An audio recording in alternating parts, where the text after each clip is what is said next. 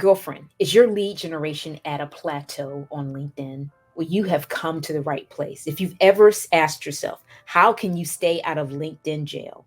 We'll get to the bottom of this in today's video. It's not what you think, but it'll definitely be something that you can use and greatly increase your leads. Let's see you inside.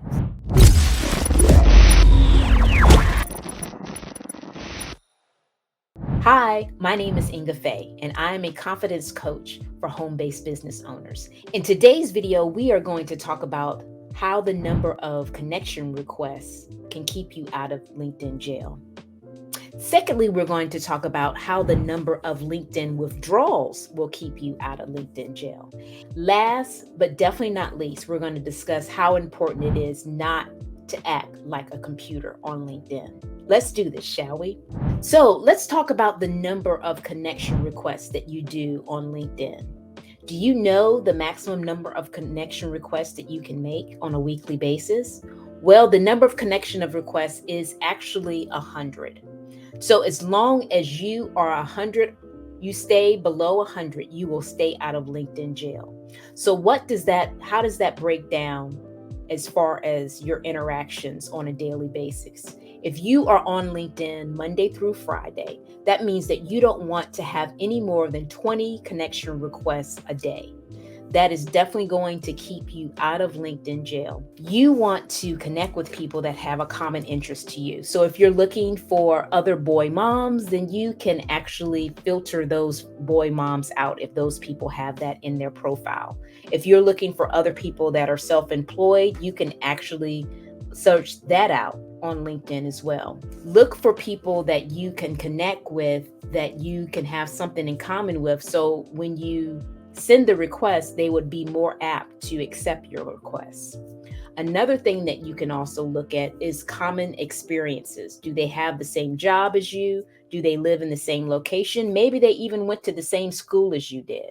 Oftentimes, LinkedIn gives you suggestions on their algorithm that actually helps you find people that you have a commonality with. So if you went to a certain school, they'll show you the people that went to a certain school that could potentially be in the database for you.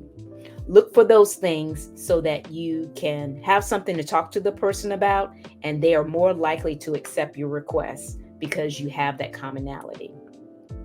Another thing that I wanted to share with you in regards to connections is that I know some people use the premium service. And I can tell you, I was one that actually used the premium service as well. But I have found that the premium service really didn't do anything as far as the number of connections that I could get. They are not going to allow you to have more connections because you have the premium service. So if you are doing it because you think you're going to get more connections, I can tell you from experience that is not the case. So be sure that you clearly understand what the benefit is of the premium and then decide for yourself if that's something that you actually want to do. But in my opinion, I can tell you from my experience, I didn't think the premium was worth the money. But to each his own, you have to decide for yourself. But I just wanted to make you cognizant of that so you can review the actual benefit that you're getting from premium and determine if that's really something that you want. Now, before we actually go in and talk about your connection withdrawals, I wanted to be sure to remind you to subscribe to the YouTube channel. We upload a new video every Thursday for your viewing pleasure. We don't want you to miss a beat. So be sure to subscribe so you'll see every video when it first comes out. Now let's talk about the number of LinkedIn connection withdrawals you do on a daily basis. Now, I can tell you from some of the courses and masterminds that I've participated in, I have seen that people withdraw connections between 2 to 3 weeks. And the reason that they do that is because they don't want to get a bad rep on LinkedIn. When you have tons of connection requests that have not been answered, LinkedIn is going to ding your connection requests as spam. So it's very important that you gradually delete your connections over time.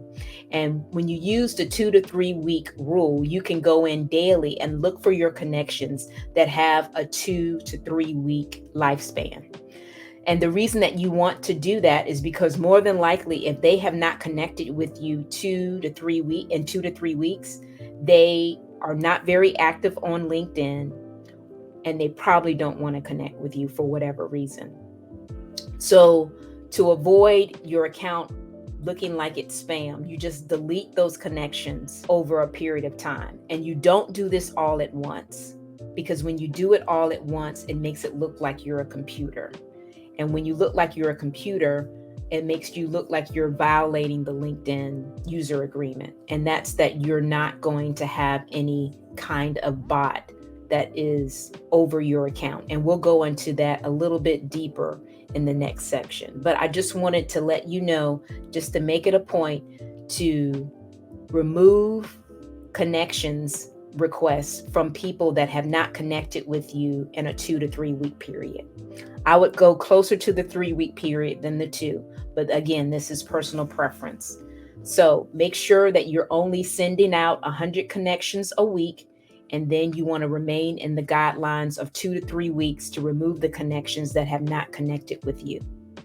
So I'm curious, before you actually watch this video, when were you deleting your connections, or had you deleted your connection requests that have not been answered yet? Let us know down in the comments. We would love to know what you're thinking. So I wanted to talk to you next about not acting like a computer or a bot. If you didn't know, LinkedIn's user agreement clearly states that you are not to use message bots on their system. And what does that mean? That's basically having some kind of automation that will answer messages for you. And oftentimes when you act like a computer, you can get resistance from the people that are actually interacting with you and with LinkedIn. So how would you act like a computer? We just recently talked about the number of connection withdrawals that you do. And when you delete all of your connection withdrawals at one time, it makes it look like you're a computer because you did it all at once. That's why it's very important that you gradually do it over time. And that's why I was recommending that you look on it on a daily basis and determine, can you delete the requests that you have based on the 2 to 3 week time frame? Another thing that I would recommend that you not do on LinkedIn is that when someone accepts your connection request, that you respond to them immediately, because then you're acting like a message bot, because that's what a message bot would do. As soon as the connection request comes in, they would immediately respond to that person, and you want to avoid that at all costs. So I typically wait 24 hours after the person has accepted my request to then respond to them. Okay. So that would help it look like it's more like you responding more so than some kind of automation or message bot responding. I want you to know that if for whatever reason you do use a message bot, or if you start acting like a message bot, LinkedIn can and will suspend your account. And what happens normally when they suspend your account is they are giving you time to basically cool off and not use the platform, will really abuse the platform. So I want you to make sure that you don't do things that really make you look like a computer, like we talked about. So it's very imperative that you wait to respond on your messages and you not delete the messages all at once. Now, if you would like more information on how to use LinkedIn, I do have a LinkedIn training as a part of a summit that I did a few months back. If you're interested in getting some LinkedIn training, by all means, I would highly recommend the Confidence Direct Seller Summit, where I had one of my mentors that actually gave you step-by-step instruction on exactly what to do on your LinkedIn profile and the things that you need to make your profile stand out. So be sure to click the link below to get that information. And as always, thanks for watching, and bye for now.